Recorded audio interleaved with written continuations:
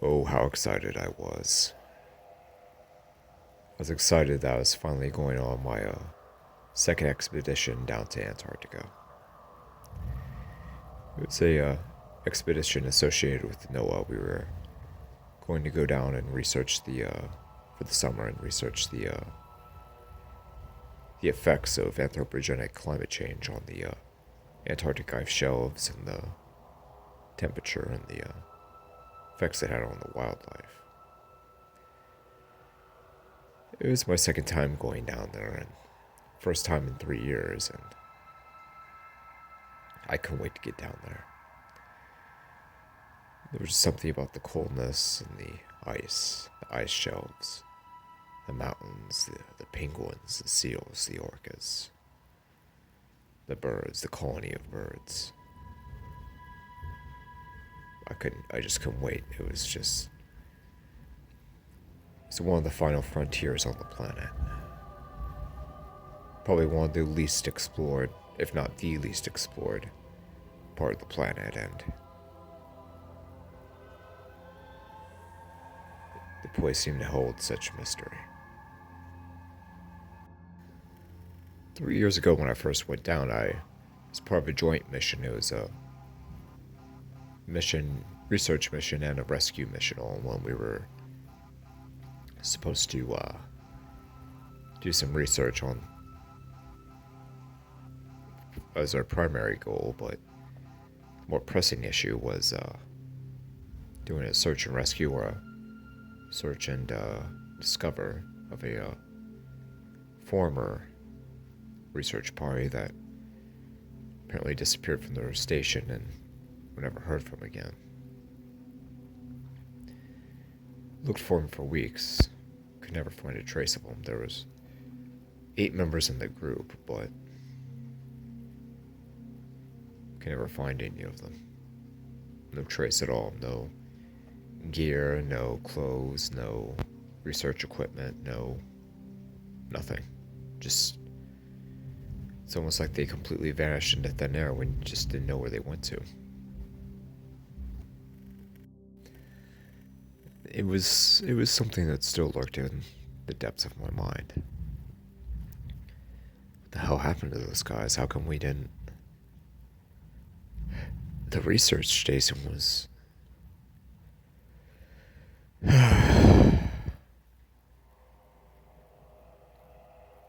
whereabouts of the men were never found out.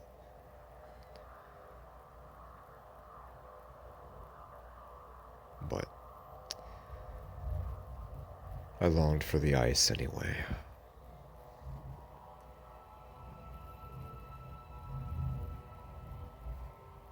Our ship properly dropped us off to the location point.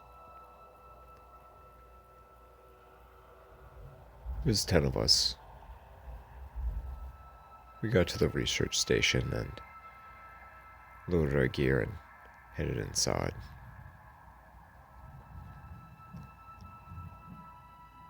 School just devastatingly hot, and just to think this place was at its warm period in the summertime, and here I am chilled to the bone, but I still love the place. Philip opened the door and made his way inside. Several more followed in, and I was fourth in line. This place hasn't changed much, has it? He echoed through the chamber. Not at all, I replied. What's that smell? Shouted Earl.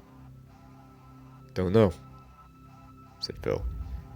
Maybe it's coming from your parents there, Earl. Hey, fuck you. Everyone laughed. Let's just get our gear settled up and settled in and start doing our experiments, commanded Earl.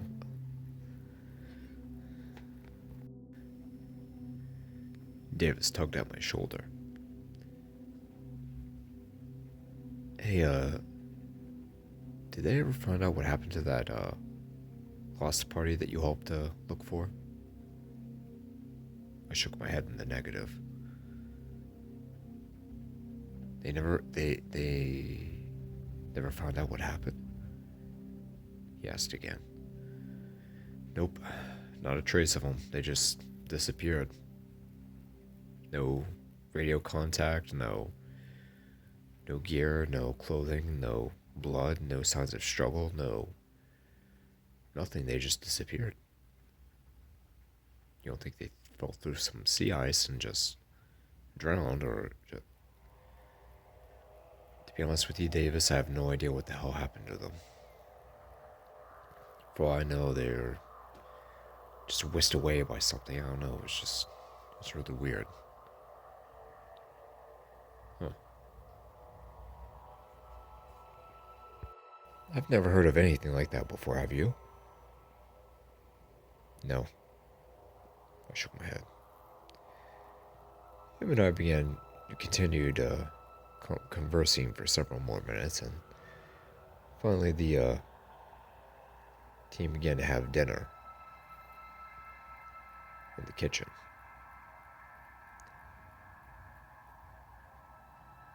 Cooked up the food and enjoyed ourselves, joked, conversed, and told all kinds of little wise tales and God knows what else. The majority of people had checked out, turned in, and went to their rooms to get some sleep for tomorrow's research. Davis and I were the only two that remained at the table. For real, they never found anything of them. Yes, Davis, we never found anything. Okay, I didn't mean to annoy you. Yeah, I know you don't, but I know it's hard to believe or comprehend, but we didn't find anything of them. There was nothing left. They just disappeared. They were gone. Feds had been on it for quite some time, and they haven't found anything.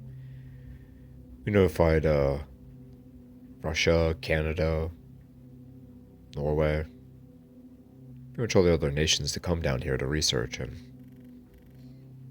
nothing. Nobody's ever found anything.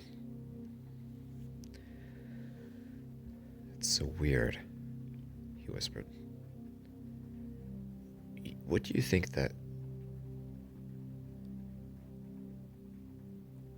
Just as he was beginning to continue, we could hear something off in the distance.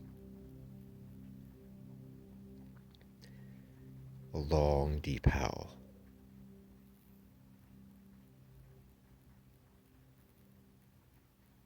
Out in the distance toward the mountains.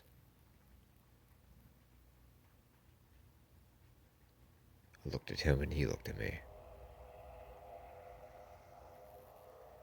The hell was that? I whispered. Hear it one more time.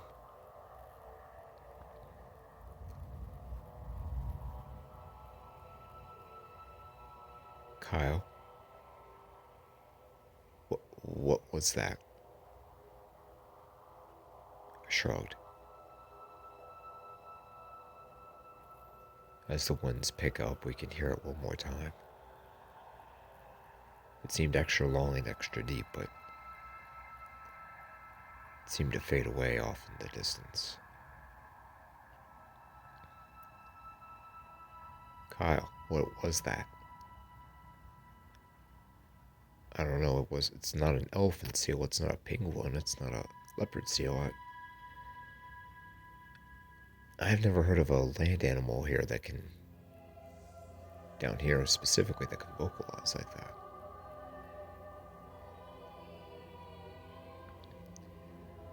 We stayed up a little longer, seeing if we could hear it again, but there's nothing but curtains for the rest of the night. About another hour went by and we called it quits. Turned in for bed earlier that morning, later, and the rest was history. I woke up the next morning. Everyone seemed in a cheery mood and willing to get out and have a look around of our surroundings.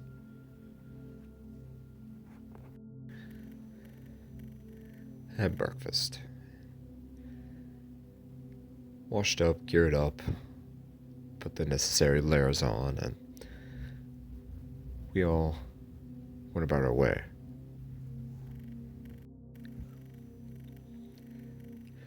Several of us packed into the inflatable and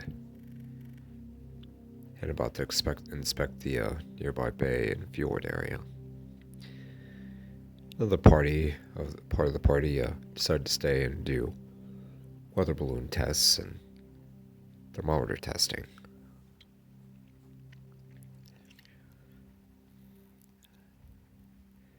We packed into the inflatable boat, went about our way.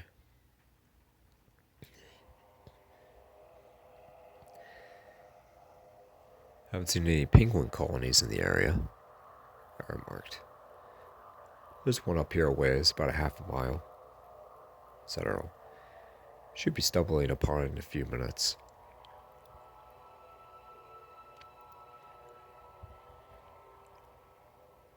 Several minutes went by. We turned a loop, and there it was, just a sea of solid black and squawking and cawing. Thousands, if not tens of thousands of penguins. Emperor penguins, enormous. The rookery was something to behold. Just a non-stop sea of black. I bust out my Nikon and took some pictures. Davis started to record on his camera. Ah, so many of them, said Davis. Earl nodded his head and I smiled, nodding. Jesus, I don't think I've ever heard of a rookery this big, said Davis. Oh, they get bigger than even this, said Earl. One time I saw one that was almost twice as large as this one. That was almost 20 years ago. Don't know where they went to, but can't find it anymore now. What do you think that is? I asked. He shrugged. Hard to say. Maybe all of them died off, and maybe it was something that was pollution, or maybe they're poached. I don't know. People poach penguins? Yeah, occasionally. He nodded. Unfortunately, that's just how the cookie crumbles sometimes. It's anyone's guess what happened to them. Maybe they got eaten by something else. Like what? All kinds of things. I mean, poached by humans, orcas, leopard seals. Who knows?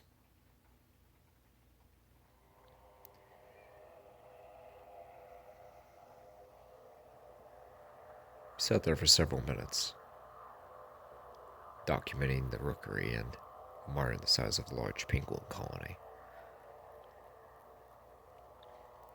Then we saw something on the surface, about a quarter of a mile away. Davis saw it through his binoculars and allowed for me and Earl to see. Yeah, it's a beached whale, probably a day or so old. Let's head over there and see what's up. We head over. Sure enough, it's a beached juvenile blue whale. The animal was ripped. Just ripped limb for limb, almost, it seemed. Ah, looks like the orcas have been having fun, said Earl. Yeah, a pretty big sized pod too, by the looks of it. Yeah, tongues are gone. Liver's gone. Earl paused.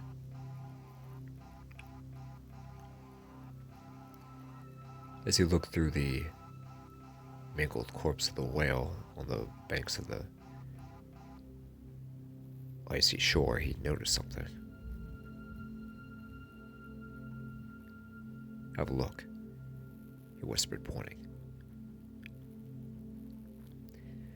Accompanying the large bite marks, there were claw marks on the whale as well. Up along the spine and even on the underside. On the stomach, on the... Jesus, whispered Earl.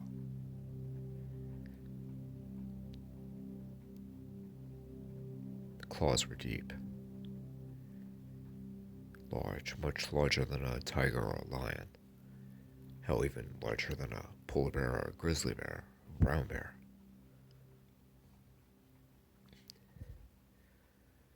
I've never heard of anything with claws like this, he whispered. Davis and I stared at each other silently.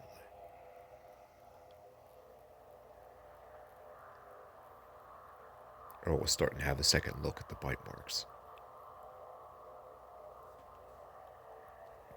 Wait a second. Wait a damn second. Those aren't even orca bites. They're too wide. They're too... Earl shot a flabbergasted look at Davis and I. You guys getting this? He whispered. I had taken several photos and nodded. You bet I am. I've never even heard of anything like this before. Jesus, I hope these were made post-mortem. God, what the fuck? All three of us looked at each other, confused and not knowing what to make of the corpse that we saw before us. We didn't know what to make of it. We'd never heard of or seen anything like it before. A juvenile blue whale torn up, but... torn up by what? The bite pattern was too wide to be a orca, and plus it had claws. Possibly large claws.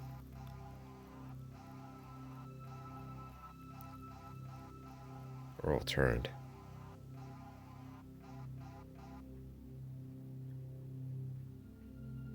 He borrowed Davis's binoculars once more and saw a pod of orcas chasing some elephant seals.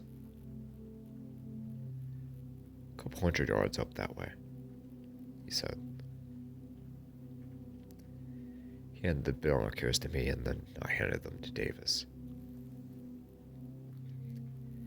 He continued to marvel at the dead whale corpse, shaking his head and rubbing his chin. Just wait till we tell the guys about this. They'll never want to believe us. Well, they'll believe us. We got photos and video of it, so it's gotta count for something. Still, I mean, what the hell was this? An explosion of blood burst out of the ocean.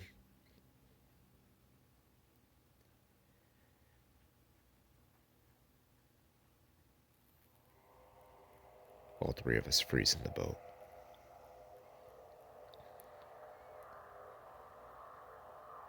The pod of orcas retreat.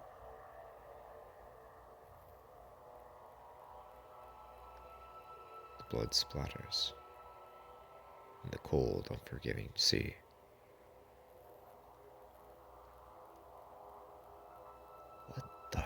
Phil? Said Davis.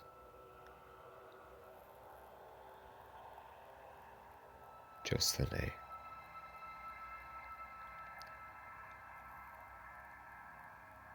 severed orca head gazes through the surface.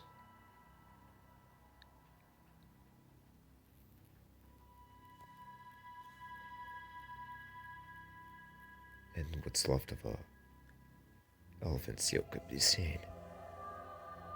The hide peeking through the surface and going back down.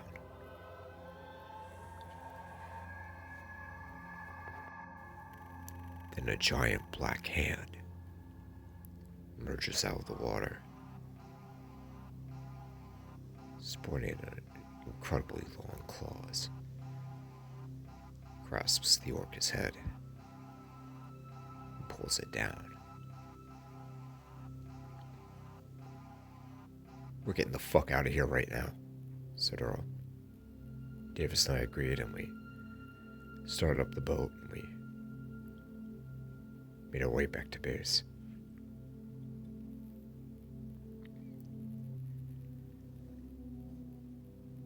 We made it back to the shore, and Phil was doing some weather experiments with the others, and seemed really puzzled that we were back so soon. Phil, you're not gonna fucking believe this, but slow down, Earl. What the hell is going on? Earl proceeded to explain what happened. All of it: the dead blue whale, the bite marks, the claw marks, and then the explosion in the water. Followed by the severed orca head and the elephant seal corpse. And the gigantic hand, that gigantic black clawed hand that proceeded to come out, drag everything down to the depths. What? Said Phil. Dead serious. We got pictures of it. Davis and I both showed Phil our findings on camera. But you guys didn't get the orca head or the what was left of the elephant seal? No, Phil. We were just too shocked, I answered.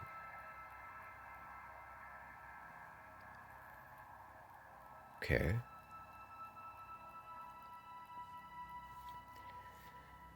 Phil rubbed his chin. Luckily, we brought on several 12 gauges, but not enough for everyone in the party. It's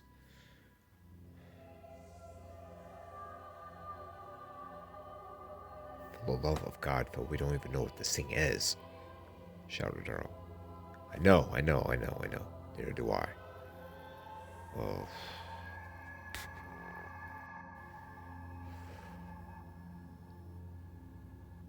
Phil, we shouldn't be here, said Davis. Phil turned to him, puzzled.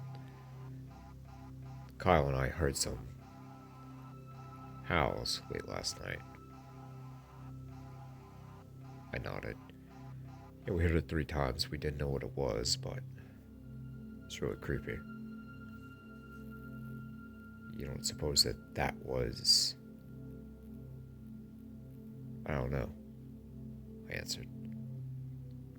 All I know is this is something we have no idea what it is or what it's... Well, we have a mild idea of what it's capable of, but... I've just never heard of anything like this before.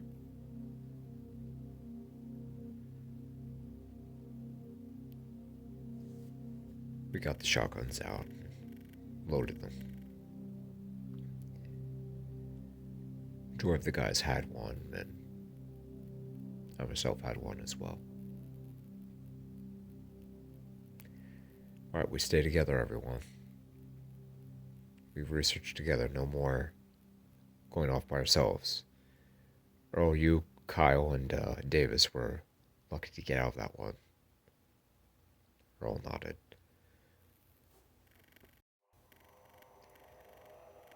We began to do tests on an ice sheet not too far away. We were there for a few hours, and suddenly Jeff fell through the ice. The ice shattered underneath him. It was just... He was just sucked through. Jeff? Shouted Phil. All of us went over to the hole. The ice had to be 7, 8, maybe 9 feet thick.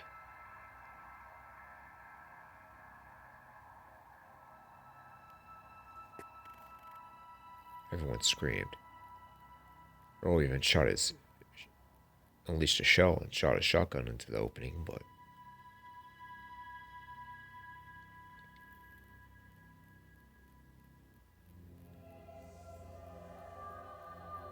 Phil put his hand underneath his chin. What the hell can go through all that thick ice and just suck someone down like that?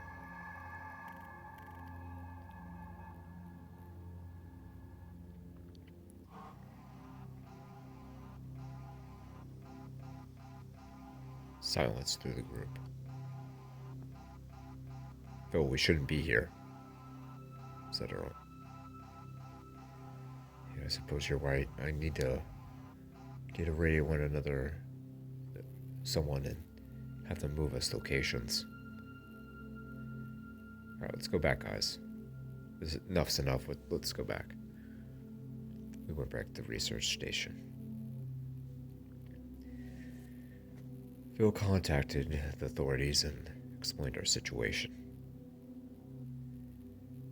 Fortunately, there wouldn't be another ride out to another location for another 48 hours. I could just see the life leaving Phil's body. 48 hours? He shouted. Yes, there's a pretty sizable storm coming your way. God. There's a quietness amongst the group. Feeling of doom presided.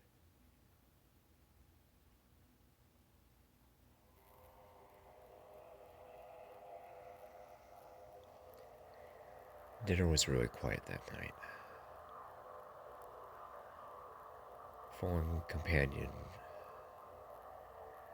still heavily on our minds, and that thing out there that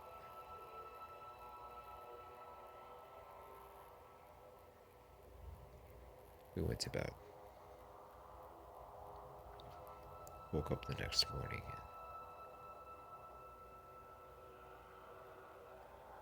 and looked out to see Phil, Earl, and a couple more of the guys in one of the boats. Oh, I must have slept in. I thought to myself. Apparently they were doing some whale watching. A pot of humpbacks were out in the bay, and they were snapping some photos and taking some video. All of the men had shotguns on them, slinged around their shoulder.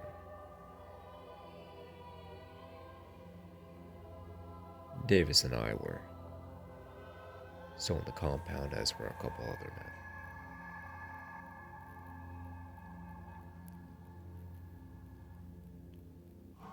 Suddenly we just saw the boat just implode, just crunch. Blood spills everywhere, it just squirts everywhere.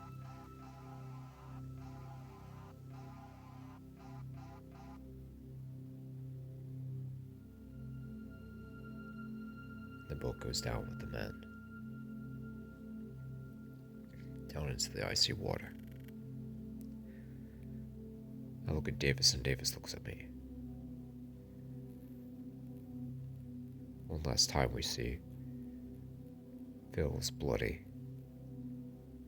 shaking body, blood coming out of his mouth. He comes up out of the water and his body is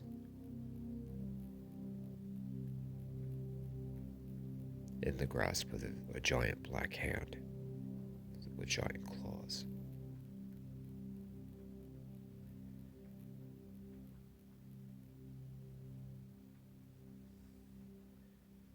The hand grips tighter. Blood squirts out of his mouth and an inaudible scream.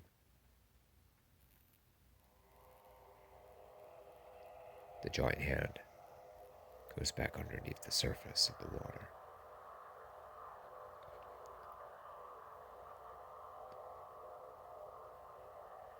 Davis and I burst out the shotguns, as does Terry and Luke. We tell them the situation and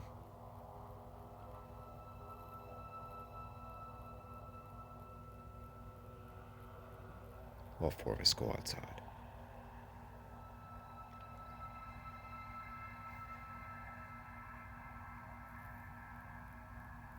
We look outside and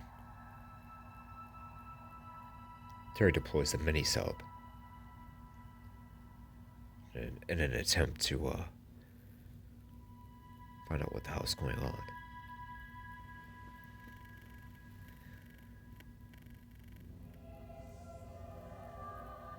And it weighs down the what's left of the ripped up inflatable boat.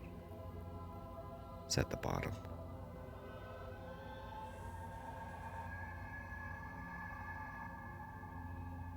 Drenched in blood.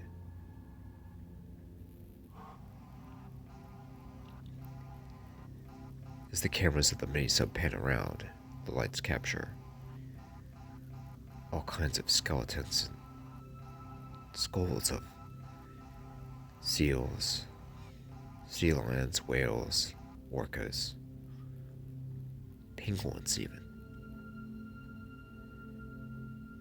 You even begin to see several humans as well.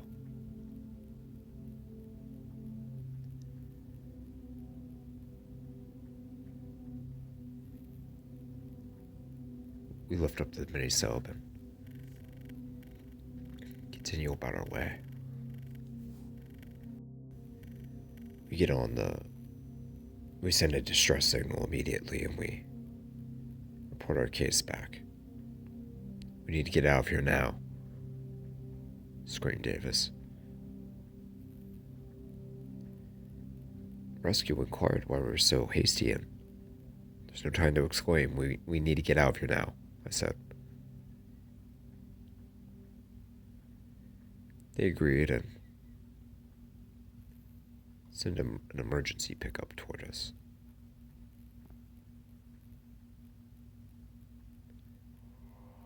Coast Guard,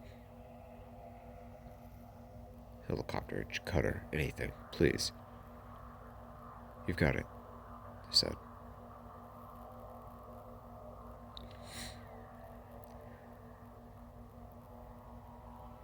Davis and I began to notice that Terry and Luke were no longer alongside of us.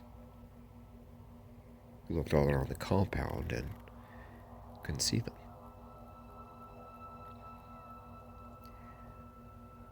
Then, at a faraway slope, I could see this huge thing, this black thing, this on the ridge of a slope going over. God, I shouted.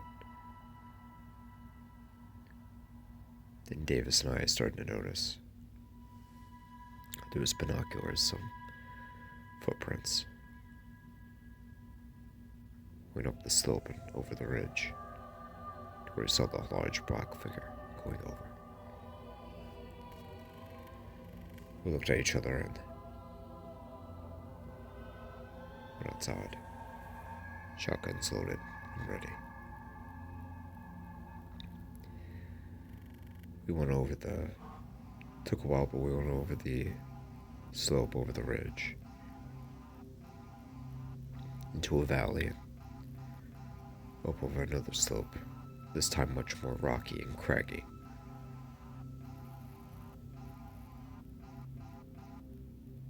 And then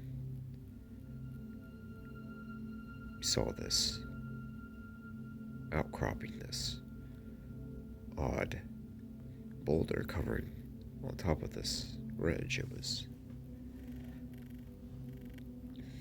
really odd. It had all sorts of bones next to it. Human bones, whale bones, seal bones, penguin bones. Similar to what we saw under the surface in the water.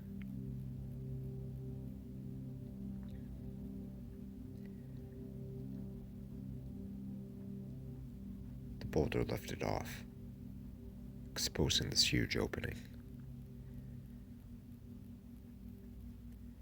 Looking down, you could see a whale spine going in the large cavern. Well, with a lot of human skeletons as well.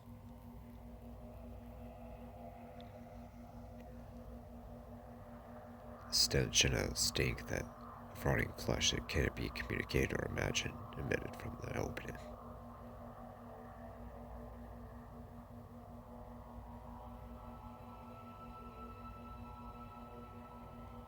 Davis had to look down.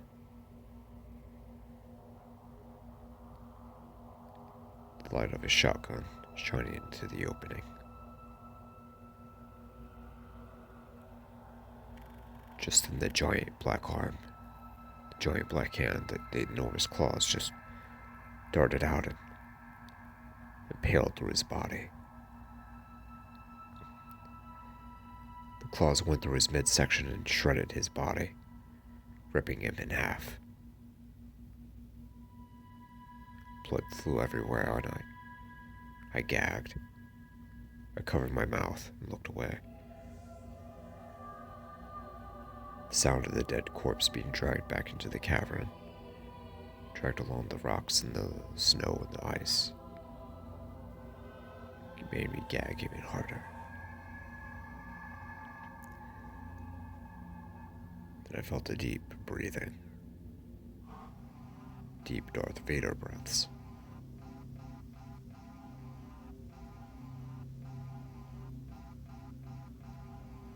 I took several steps back toward the direction I came in. I looked over. There was this enormous humanoid thing, this black humanoid thing, with these claws. These crazy looking claws that had to be almost a foot long. Similar to a big cat, but it was just incredible. It had this long, lean, muscular body. These crazy incisors that were just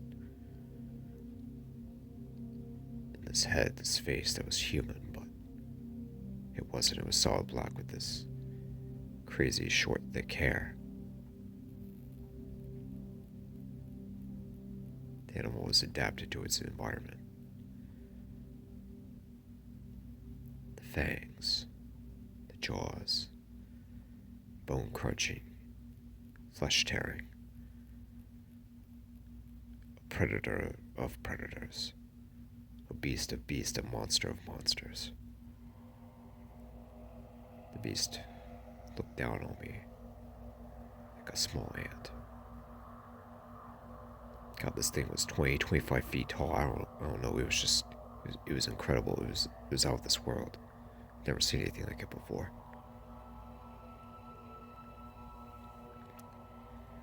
Slowly raised my shotgun. The animal grimaced. The being grimaced. Frowned, giving me a death stare.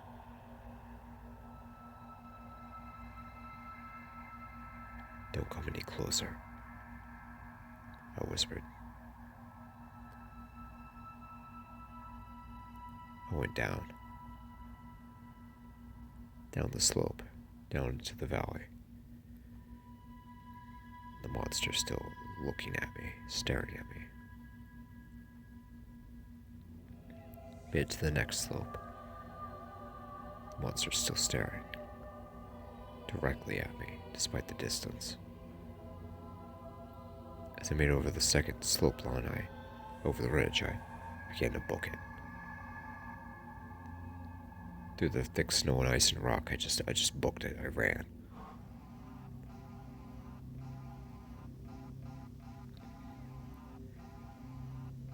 About 40 seconds, 30, maybe 40 seconds later, I could hear footsteps. Heavy footsteps.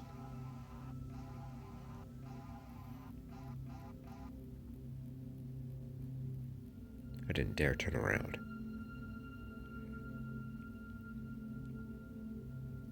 I finally made it to the compound, but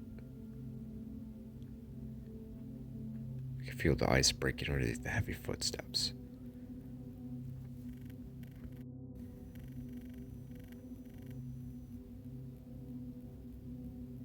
Then to my relief, I started to hear a helicopter in the distance. I know I heard the footsteps behind me, and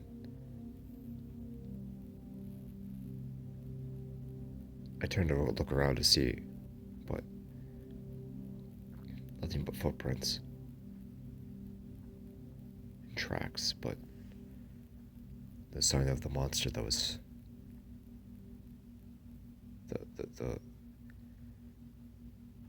the beast that was stalking me, that did us all in, the monster of the south, the monster of the Antarctic. It was gone. The Coast Guard helicopter swung in and picked me up. "It's just you? I thought there was a team of 8 people," shouted the pilot. "There was a team of 8 people." He stared at me gravely. "What do you mean?" We began to take off. About a mile or 2 offshore, I could see a large cutter. So we began to fly over the icy peaks. I point out the ridge over there where the thing was. One of the crew members raised his binoculars, and you could actually see the monster on top of the ridge. "That thing?" he shouted. I nodded. "Boy, you're lucky to be alive." I nodded. I looked through the binoculars, and I couldn't tell exactly, but I could have sworn that the beast... No, the beast was staring directly at me. Even though I was such a far distance away, it was staring directly into me. It knew I was there. It continued to stare at me as we flew down into the horizon and away from this damned continent for good.